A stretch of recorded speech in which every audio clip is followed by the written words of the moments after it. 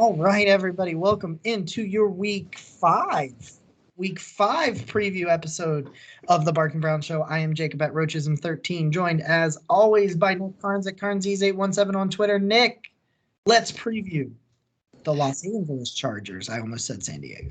I'm not ready for the season to be in week 5 yet. This is crazy. It's madness, isn't it? It feels like we just started this show, and of course we weren't doing the preview episodes back then, but we just started the show right after the draft, and here we are. We are in week 5, man. Let's jump right in to the Chargers, who will probably be the best offense we have seen since week 1. Mm-hmm. So we are going to start with the wow, I told you I was going to do it. I knew I was going to do it tonight. So we're going to start with the Los Angeles Chargers on offense, man.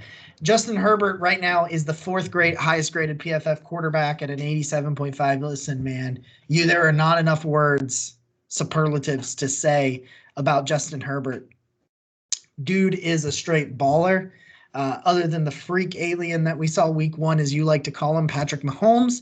Yeah. We are seeing the best quarterback we have seen since then. It's Justin Herbert. Justin Herbert is really, really good. I'm going to give you across the board. There are starting offensive grades. Get your reaction to those grades, to the weaknesses, to the strengths, whatever you want to do, and then we will go from there, and we'll break them down from there. So Justin Herbert, the quarterback at 87.5. Austin Eckler is your 4th highest graded running back at 82.6. The dude is an absolute weapon. He's not just a running back. Think Kareem Hunt, because he is a legitimate receiver, and they love to line him up as a receiver. He's a problem. Mike Williams is a mismatch nightmare on the outside. Number 81, a big 80.8. Jared Cook kind of struggled a little bit out the gate, but he had some really pretty catches Monday night against the Raiders, a 64.3. Keenan Allen's probably the best guy in the slot, 74.1, but I think that doesn't do him justice. Keenan Allen's one of my favorite players to watch. I had a really, really good time watching Keenan Allen when I was trying to watch some film to break down these Chargers for you guys in tonight's preview episode. Rashaan Slater, the left tackle, the rookie, he's the 7th graded tackle in football, top to bottom, and he's a rookie. Rashaan Slater has been really, really good. I'm very much looking forward to that rookie getting introduced to Myles Garrett on Sunday. Yeah. Rashaan Slater's been very good. Filer in there at left guard, an 81.0. He's 6th amongst guard. He's really, really good. Corey Linsley is really, really good at center. He's the 6th ranked center at 77.1. Then you get to the right side. Ibushi has a 66.1. He's 29th among guards at the right. And then you get Storm Norton, who is the best named tackle in football at right tackle. He has a 41 overall grade and a 28.8 against the pass in pass blocking protection. So you hear those grades. You watch the film. You watch the highlights. You know what's going on. What do you think about the Chargers on offense? So obviously they're dangerous, and I have to give credit to them because the Raiders' defense has been good so far, and they just picked them apart like it was nothing Monday night. And so I think if the Browns don't get pressure, I think Justin Herbert is going to pick you apart because he's just that good. And we saw Kirk Cousins make some perfect throws where our DBs were right with Justin Jefferson, and he still completed them because they were just that good. And I think you're just going to get more of that with Justin Herbert. So to me, the key is you have to take advantage of their left. You said Storm Norton at right tackle, yeah. Right tackle. Okay, so take advantage of the right tackle. You've got guys pressuring opposing quarterbacks on the Browns defense all over the place. I think that's your key to slowing down the Chargers offense. Is you need to create pressure. You need to get there and make Justin Herbert uncomfortable, because if he is comfortable, there's not many better at him than picking defenses apart, and that's terrifying considering the fact that he is so young. He's good. Yeah. That's what we're saying, guys. He's really good. Yeah. He's frustratingly good. I agree with you 100%. It was the same thing we said against Kirk Cousins. It was the same key to victory that we discussed last week when we were talking about beating Kirk Cousins. You have to make him hold on to the ball. Same thing with Justin Herbert. If you can cause some kind of coverage confusion with him, you can take advantage of Storm Norton at right tackle. You can get pressure on Justin Herbert. That's your only spot. If you let Herbert, like you said, stand back there, throw the ball, he will pick you apart. I will say this. You need to make sure you know where Austin Eckler is, because they love to use him on linebackers. They love to do what the Browns do. Get Kareem Hunt on a linebacker. Get Austin Eckler on a linebacker. Now, listen, I'm not sure the Chargers have a linebacker quite like Jeremiah Owusu-Koramoah. That's a little bit of a different story, but I still don't want to take those risks. If he is out there, you need to be very, very aware of where Austin Eckler is and how they're going to use him, and be prepared for the misdirection, because they love these jet reverses and these end arounds. They've got some speedy guys, Guyton being one of them. They are going to use their speed, and they are going to try to confuse you a little bit. But get pressure on the young quarterback. They have the right side of that line is susceptible to giving up some pressures. We're going to flip to the other side of the defense, which I think is where you can get quite a bit on them. So Joey Bosa is out there, second best rated edge in football right now. Wow. He sits there at a 90.2. He is right there with Myles Garrett in terms of pressures and grades. A 90.2, second among edge. Then you get the rest of their line, and it's not quite that great. I can't say Nwusu's first name. He plays on the inside right there. He's got a 36.3. As the edge. You have Jerry Tillery in the inside at the interior, the defensive line of 43.6, and then on your opposite side of Nick Bosa is Kyler Fackrell. I don't know, I almost said that wrong. He has an 81.4 pass rush grade, so he can bring it on the left side. So you need to make sure, especially if Bosa is bounced around, you got to be ready. If it's Jed, if it's Chris Hubbard, whoever it might be, I really hope that they find a way for Chris Hubbard to be healthy and rest Jed, because I don't like this matchup very much. We go to the outside. You have Asante Samuel Jr. I loved him in the draft. People that follow me know I loved Asante Samuel Jr. on the outside. At corner, a 74.2. Your slot corner, Tavon Campbell has an 80.2, an 82 coverage grade. He's actually ranked at the fourth best corner in football right now from PFF in the slot. You then have your outside corner in Michael Davis. You can pick him apart. He has a 48.6 grade, a 54.3 against coverage, 29.4 overall. I'm not too crazy about their linebackers. Tranquil, I like Drew Tranquil has an 80.3 overall grade. He's pretty good. It's more against coverage. He's a sixth graded linebacker. Kaiser White has a 48.4. And then you have the safeties in Derwen James, who is really, really good. Hasn't been quite what he used to be. I think he's had a little bit of a down year, but I think that's just PFF metric that doesn't like him. Adderley is the other safety. I love Derwen James. For whatever reason, I forgot he was on this team until I was looking at that real quick right there. This team gives up their interior struggles against the run. This is a great matchup for the Cleveland Browns. So when you think about the defense, what do you think, Nick? So I have a couple. The obvious is the run. But I'm going to let you take that, and I'm going to go with a little less.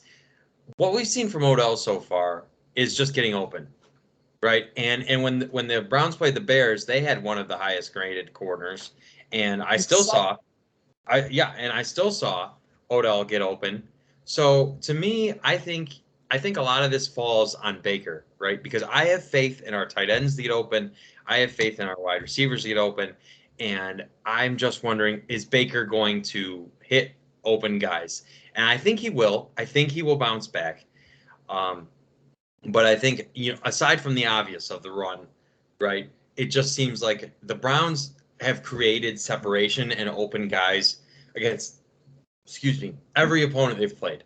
So I think it then just comes on to the quarterback to say, okay, these guys are there. You need to hit these throws. And if Baker does, I think the Browns will be right there with them, because I definitely think that the Browns play better defense than the Chargers do. So in terms of offense, I just think you need to, what you said in our first episode of this week, that the Browns had open guys, they just didn't execute, right? Yeah. And I think we could both agree that the Browns probably left 28 to 35 points on the board against Minnesota.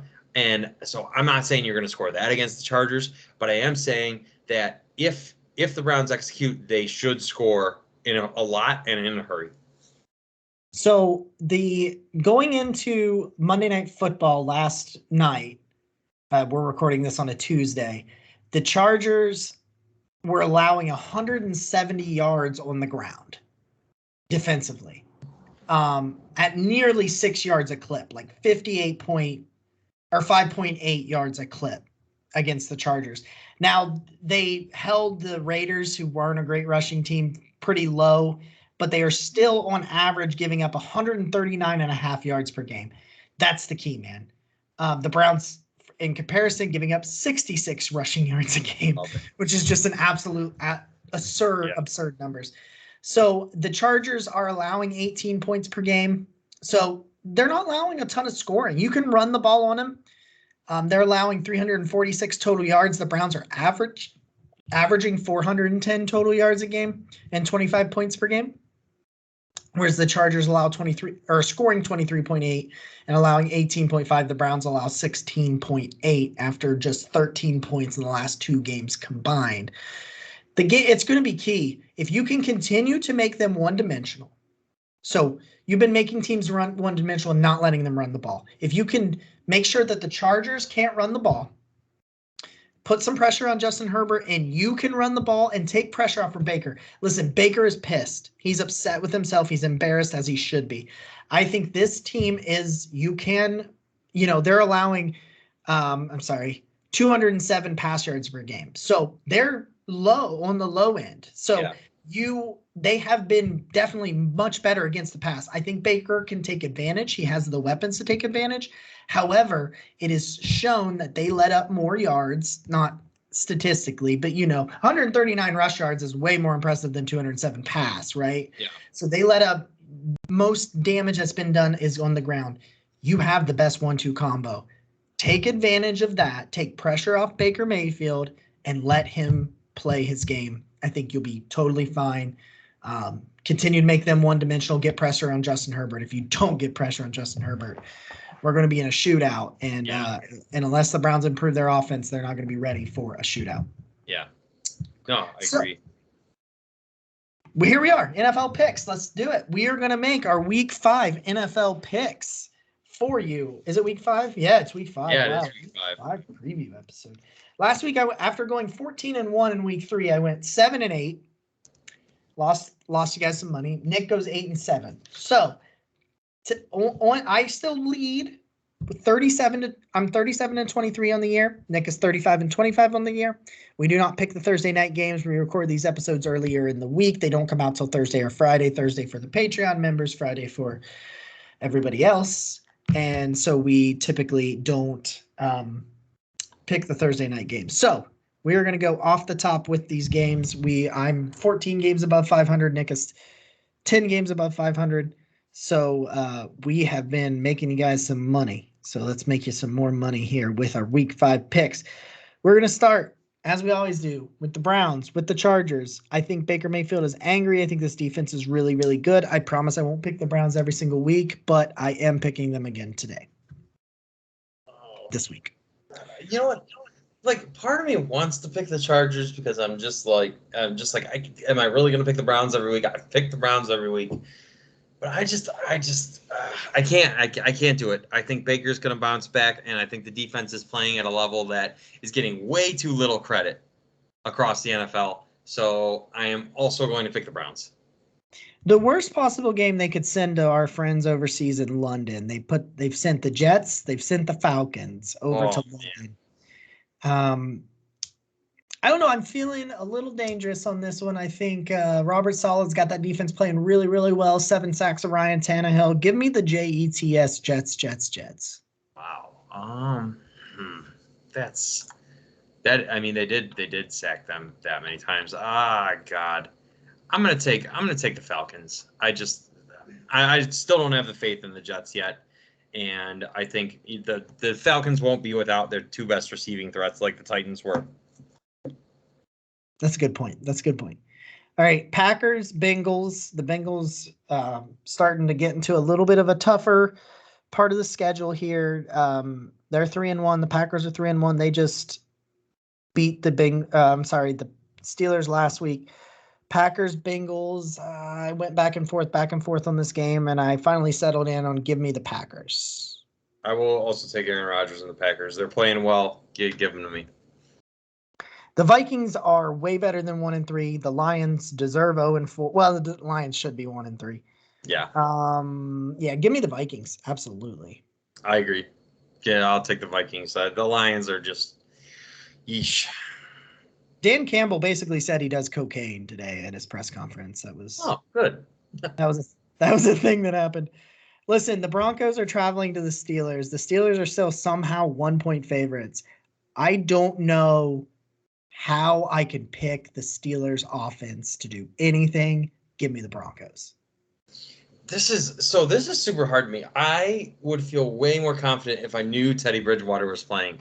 If Drew Lock's playing, I think the Steelers can take advantage of Drew Lock, and I don't have a lot of faith in that. But this is tough. I wish I knew. I guess I'm not gonna say if Teddy Bridgewater plays, I think they'll win, and so I'm gonna stick with the Broncos. Okay. All right. Tampa Bay goes to Miami. Miami is not very good. I got to take the Bucs. I will as well. I think that's pretty cut and dry. Miami, who we thought was probably a playoff team, is potentially looking at 1-4. The Saints lost to the Giants. Washington is at 2-2 as well. You know what? Give me the football team. I'll take Washington. I don't know what to think about the Saints. They are so weird. They're so weird. I do like Taylor Heineke. I do think Washington has a nice. I mean, Terry McLaurin is that guy. So give me Washington. Okay, all right. I'm going to pick my upset special here. Give me the Philadelphia Eagles over the Carolina Panthers. Oh wow. Yeah, these are two really evenly matched teams, I think. I'm going to go the other way. I picked against the Panthers last week. I'm going to pick the Panthers this week. All right. We're going to go down to the Titans, who lost to the Jets. They should be a little bit healthier. They got the Jaguars. I don't know if Urban Meyer is going to be the head coach anymore. That is a fun ride. I hope you guys have enjoyed watching what's going on with the destruction of Urban. We knew this probably wasn't going to go well. We didn't know it would go this bad this fast. So give me the Titans. Can we talk about what a disaster the AFC South is? Holy man. They don't have a winning record. They don't even have a winning record. They are terrible. I will take Derrick Henry could probably win this game himself. Give me the Titans. He could, yeah. The Patriots are 9-point favorites against the Texans. And for that reason, give me the Texans. The last rookie quarterback to beat the Patriots was Geno Smith. Give me the Patriots. Give me Davis Mills, baby. I'm not laughing at you. I like the way you said that. Bears. The Raiders. John Gruden. He's given weird answers to press conferences. Derek Carr's line's not very good. The Bears. God. Oh, man. I'm calling my shots. What? Just God. So Listen, you haven't seen nothing left because I've got one more coming for you that you're gonna be. Ooh. The Browns make the Bears look stupid, and then the Bears beat the Bengals, and then they beat the Lions, but I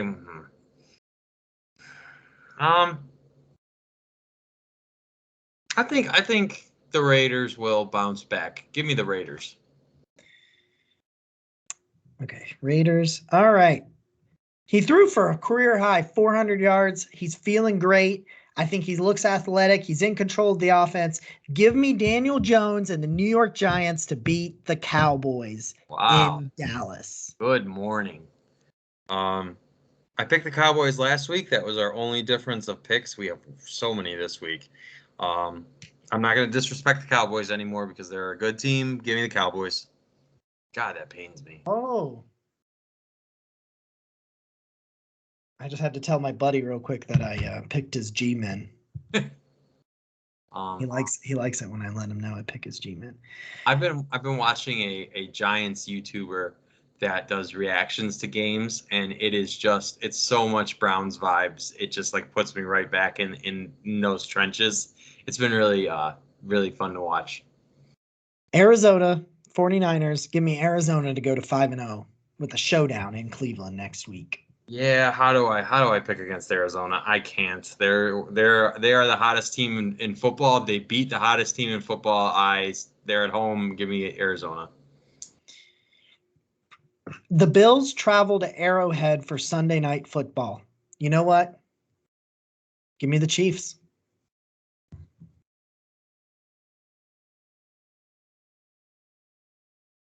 Chiefs. Nobody Bills. circles the wagons like the Buffalo Bills.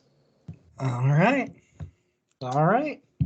Monday Night Football, the Colts off their first win. They get the 3-1 Ravens. I got to go Baltimore. Yeah, I do too. I don't. You know what? I don't think much of the Chiefs' defense, and I just think Josh Allen is cooking again, and now they're running the ball.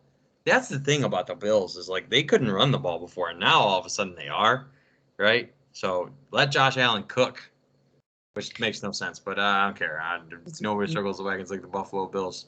Boom, headshot.